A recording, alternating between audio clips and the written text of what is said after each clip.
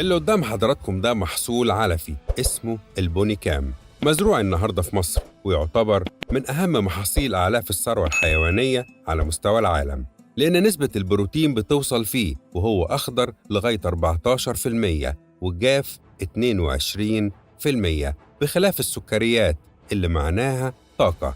كمان متوسط الإنتاجية في الفدان بتتراوح ما بين 20 ل 30 طن، بداية من الحشة التانية، والبقر والجاموس والأغنام بيتجننوا لما يشوفوه وبيخطفوه مش بياكلوه، وبيعمل أعلى معدلات في تحويل اللحوم وإنتاج الألبان.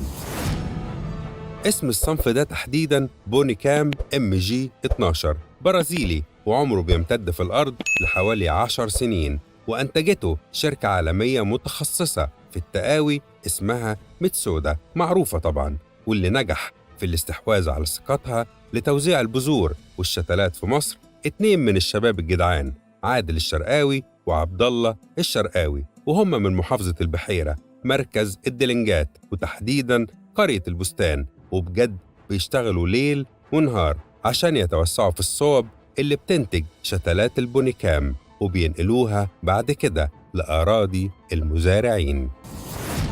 باختصار، هم النهاردة وبلا جدال ملوك البونيكام في مصر، وبقوا أصحاب مشاتل الزهراء اللي بتنتج شتلة بونيكام محترمة وما فيهاش غلطة، وعشان كده الطلب على شتلاتهم مهول فعلاً. تعالوا في البداية نقابل عادل الشرقاوي اللي تفرغ تماماً لتسويق شتلات البونيكام على مستوى الجمهورية وكبذرة في الدول العربية. أنا عايز أعرف الحكاية بتاعت الجدع عادل الشرقاوي، بدأ رحلته إزاي مع البونيكام؟ أنت النهاردة واحد من أعلام البونيكام في مصر، خلينا بوضوح. تمام. 5 مشاتل، مساحات كبيرة جدا ممكن تزرعها من قلب المشاتل، اخد منك البذره وانساك 10 سنين انا بزرع وبحصد وباكل البهايم بتاعتي والاغنام بتاعتي. تمام. احكي لي بقى الحكايه، عرفت منين البونيكام؟ جبت الصنف ده منين؟ انتاجيته غزيره جدا ازاي؟ اخويا تواصل مع الباشمهندس وسام الجرمي، ده الوكيل الحصري على مستوى الشرق ده الاوسط. في مصر؟ لا، ده في البرازيل. في البرازيل.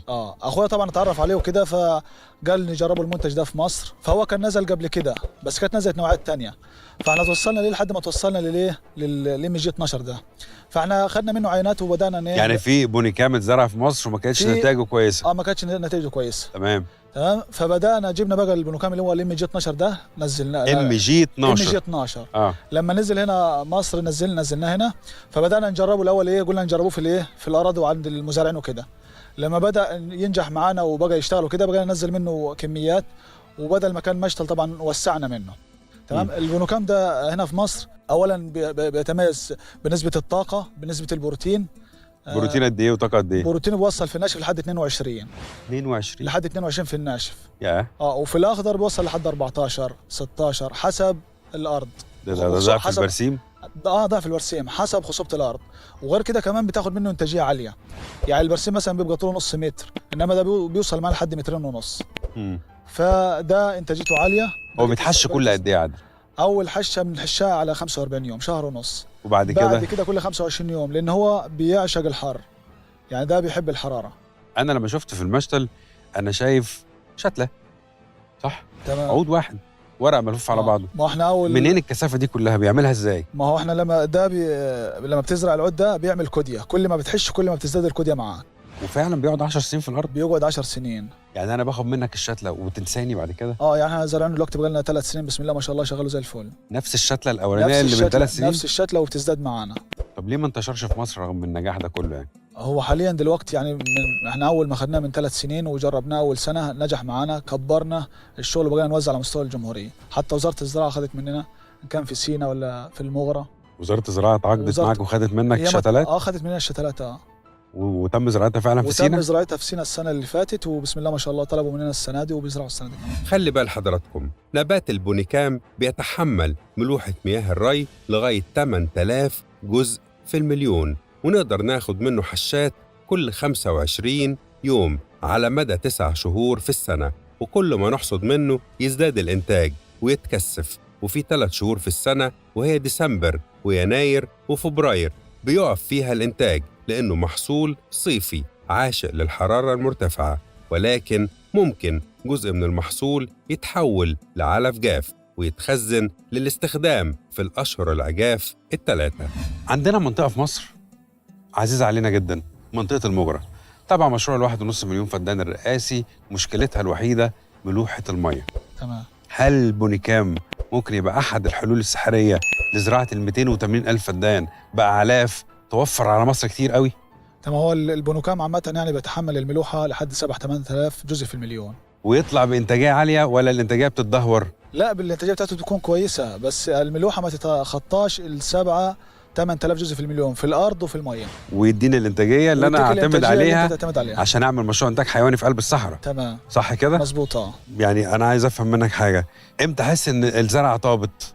أزرعها إزاي؟ اديني بقى فنيات الزراعة. تمام. هو الأول بيحط سباخ بلدي في الأرض أيا كانت الأرض طبيعة الأرض، وإن كان يزرع تنقيط. سباخ بلدي معامل. سباخ بلدي لأن معامل حراري. لأنه هو بيعشق السباخ البلدي. وبعد كده كانه هيخطط بيخطط الارض تخطيط الذره العادي، او ان كان هو بيحط خراطيم او رشاشات ايا كان حسب طبيعه الارض وحسب ما هيروي. بعد كده بيبتدي يزرع عليه الشتلات ديت. الشتلات دي بتقعد في المشتل من 35 ل 55 يوم في المشتل، وبيبدا ننقلها ونزرعها في الارض. يعني بيجي طولها قد ايه كده بقى؟ ارتفاعها من 10 سم لحد 20 سم. تتحط في الارض. تتحط في الارض على مسافات معينه؟ على مسافات شبر ونص كده، يعني 35 سم 40 سم. من 35 ل 40 سم من جميع جوانب الشتله، صح كده؟ تمام. طب ليه بسيب المسافات الكبيره دي؟ ليه ما كثفش زراعه جنب بعضها؟ عشان كل ما بنحش كل وش تزداد الكوديا معانا. تزداد الكوديا اللي هي نسبه الانبات. نسبه الانبات بقعد مثلا بقى 20 40 50 60 وكده. طب انت النهارده بقالك 3 سنين نجحت ان انت تدخل بذره جديده اسمها MG12، صح كده؟ من البرازيل. تمام. والوكيل الحصري الراجل بيثق فيك ومعتبر ان انت وكيله الحصري في مصر هنا. تمام. ليه ما حاولش ان انت تنشرها بقى في الصعيد، في الدلتا، في سينا؟ احنا حاليا دلوقتي بقى لنا 3 سنين بنوزع على مستوى الجمهوريه. على مستوى الجمهوريه. على مستوى الجمهوريه، يعني احنا مثلا وليكن سينا ممكن بنودي شتلات وبنودي بذور. أسوان الأقصر بياخدوا مننا بذور عشان الشتلات ما تتبهدلش من هنا لحد هناك. أسيوط والمناطق المشاتل اللي بتعملها هناك في الصعيد. بتعملها في الصعيد. بيحطوها في المشاتل 40 يوم 45 يوم وينقلوها ويزرعوها. احنا بقى لنا 3 سنين من هو على الحر يبقى في الصعيد يجود جدا، مش كده برضه؟ ممتاز. في وجه جبلي بسم الله ما شاء الله ممتاز جدا. سر اقبال الثروه الحيوانيه عليه ان هو عباره عن مصدر طاقه ومصدر بروتين. صح كده؟ تمام. الدراسات اللي اتعملت عليه من وجهه نظرك انت بتقول ان هو المستقبل في الاعلاف في مصر؟ هو ده مستقبل الاعلاف في مصر. ليه بقى؟ انتاجيه عاليه، يعني هو انتاجيته اعلى من البرسيم والبرسيم الحجازي، وفي نفس الوقت في نسبه طاقه ونسبه بروتين، فبالتالي المواشي كلها مقبله عليه. وهو يعني هو ده المستقبل في مصر الايام الجايه. يعني ده ممكن يجي اليوم يبقى منافس قوي جدا للبرسيم. منافس قوي بسم الله ما شاء الله. ويخلينا نسيب الذره الصفراء ناخدها حبوب، ما نعملهاش سلاج، يعني يأمن لمزارع اللبن احتياجاتها من السلاج. احتياجات المزارع كلها سواء حلابه تسمين، البونوكام ده بيغطي بنسبه 70%. ليه؟ بيتعمل منه سلاج وبيتعمل منه ادريس بلات، وممكن يتفرم ويتاكل فريش، وفي ناس عملته كزب للمواشي. استهلاكه للميه عامل ازاي؟ ما بيستهلكش ميه زي البرسيم، ده اقل استهلاك ميه. فده مستقبل في الاراضي الصحراويه، كان في ارض المغرى، في اراضي الوادي الجديد، الداخله والخارجه، بسم الله ما شاء الله، يعني هناك هيبقى موفر جدا.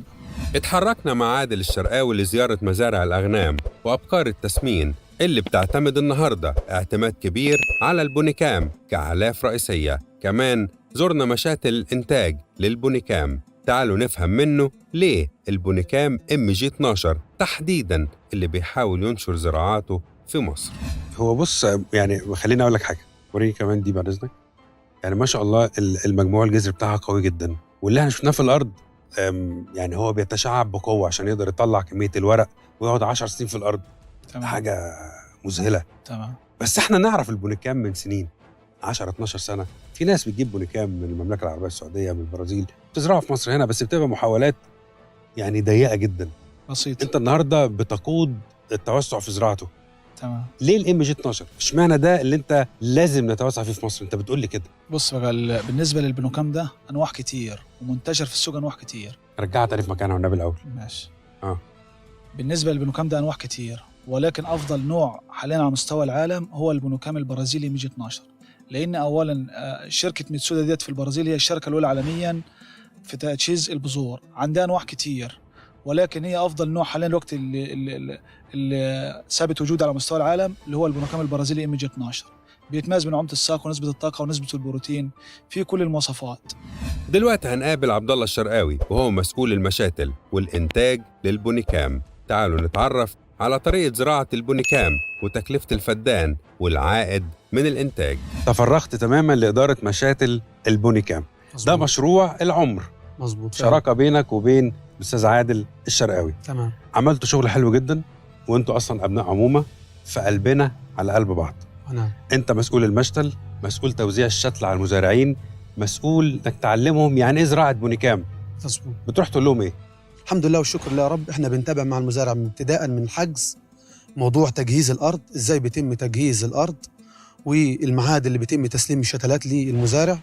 وبرضه بنروح انا بنفسي مع العربيه الشتلات، بنسلم الشتلات للمزارعين بنفسي، وبنشرف على موضوع الزراعه، وبنشرف على ما بعد الزراعه. الحمد لله والشكر لله يا رب. عندنا موضوع اشراف كامل ما قبل الزراعه وما بعد الزراعه الى الحشه الاولى، لحد ما المزارع بيعمل لنا فيديو انه الحمد لله ربنا وفقه والزرعه نالت اعجابه ووصلت الحشه الاولى اطمنا. الحمد لله والشكر لله. صح كده؟ اطمن، بيعمل لنا فيديو بيقول الحمد لله انا حشيت اهوت شتلات بونيكام ام جي 12، وبيذكر المكان بتاعه والاسم وبيبعته لنا، والحمد لله والشكر لله نبقى احنا كده ايه وصلنا الرساله بتاعتنا. يعني مش بتطمن غير مع الحشه الاولى للبونيكام. ساعتها هتبقى المزارع ده خلاص بالنسبه لك تمام، هو يقدر يكمل. تمام. صح كده؟ بيكمل. وبرضه في اي متابعه اي ارشادات بتواصل معانا واحنا بنوجهه برضه. عمر الشتله في الارض 10 سنين. عمر الشتله في الارض بيتراوح من 7 سنين الى 10 سنين. ده تفضل تديني انتاج. تفضل تديك علاف. انتاج، وكل سنه كل ما بتزيد الكميه الانتاجيه بتاعتها. هي بتدي متوسطات كام في الانتاج في السنه؟ بالنسبه للفدان بيدي في الحشه الواحده من 7 الى 8 او من 6 الى 8. ده في الحشه الاولى، اول حشه وانا لسه زارع. اول حشه. بعد كده بيتم يزيد بيزيد لحد ما يوصل معانا من 20 الى 30. هو زراعه مربحه البونيكام؟ كفلاح هنقول ان هو كان بيعتمد على برسيم، بيعتمد على حجازي، بيعتمد على ذره، بيعتمد على حاجات كتير، ان هي كانت مكلفه وكانت بتاخد عمر معين في الارض، او بتاخد عروه معينه 6 شهور 3 شهور ما الى ذلك. طيب هنقارنها مثلا ببونيكام اللي هو ام جي 12 برازيلي. ده بيقعد معانا بسم الله ما شاء الله معانا من شهر 3 الى شهر 12 ولا ناخد ناتج منه. يعني هو بيريح على مدار 2.5 او 3 شهور في السنه. ده اللي هو بيريحهم بس، اللي هو ممكن يخزن شويه بونيكام يخليهم جاف وياكل المهام بتاعته. البونيكام فعلا زي ما حضرتك بتقول ان هو ليه 3 صور، ان هو بيتاكل اخضر، او ان هو بيتعمل سلاج، او ان هو بيتفرم وبيتعمل دريس. بيتزرع ازاي؟ احكي لنا. بالنسبه لموضوع زراعه البونيكام زي ما قلنا ان هو ليه 3 صور في زراعته. ان هو بيتزرع غمر في الاراضي الرمليه او الطينيه او الحمراء او الزلطيه، ما شاء الله عليه شغال في كل التراب. بيتزرع الصوره الثانيه ليه رقم 2 اللي هو تنقيط، برضه في نفس التراب بيمشي فيها وبيتأقلم فيه، اللي هي التربه الطينيه، التربه الرمليه، التربه الحمراء، التربه الزلطيه. رقم 3 ممكن ان هو برضه يشتغل في الصوره الثالثه للري، اللي هي الري بالرش البشابيه. ايوه، ما هو محصول نجيلي. تمام. ينفع معاه كل سبل الري. طيب لو جينا بقى نتكلم في الجزئيه اللي هي بتاعه الفدان بيتكلف قد ايه؟ هنقول القراط الواحد بياخد 5 صواني شتل. تمام، ده حد ادنى 5 صواني شتل. هنضرب القراط الواحد اللي هو 5 صواني شتله 24 في الماكسيموم المجموع الاجمالي اللي هو 24 قراط اللي هو الفدان الواحد. هيدينا الفدان الواحد هياخد 120 صينيه شتل. تمام. طيب ده غير مكثف. دي زراعه، لا دي زراعه عاديه. اتكلم بقى في المهم، تكلفه. الصينيه بكام؟ هنقول الصينيه اللي هي دي يا جماعه اللي هي عباره عن مربع حوالي مثلا 30 في كام دي؟ تكلفه الصينيه العاديه اللي هي فيها 209 عين، الخواجه مصنعها اصلا 209 عين. 209 عين. احنا بندربها على اساس ان هي 200 عين. وبالنسبه لي يا جماعه عشان ننبه للجزئيه دي، ان احنا نسبه الانبات عندنا 94%. يعني هنقول الصينيه المفترض ان المزارع بيستلم مني 190 عين اجمالي دولت كوامل. بكام بقى الصينيه؟ الصينيه سعرها 60 جنيه. يعني 60 في 120 صينيه للفدان الواحد. يبقى كده كام؟ تعمل اجمالي يبقى معانا 7200 جنيه. حوالي 7200. انا واقف بحسب معاك. 7200 جنيه. مظبوط. تعالى بقى نعكسها. نعكس. مع تسميده وعملته والكلام ده كله، يوصل تكلفه الفدان لكام؟ بنقول سعر الشتله التكلفه 7200 جنيه للفدان مثلا يعني. هو نحط مثلا كام قد ايه تكلفه تانية تسميد وعماله؟ لا تكلفه تانية ما بتكلفش حوالي 2000 جنيه. 2000 جنيه ده احنا بنقول حد اقصى خالص يعني. يعني الطن بكام؟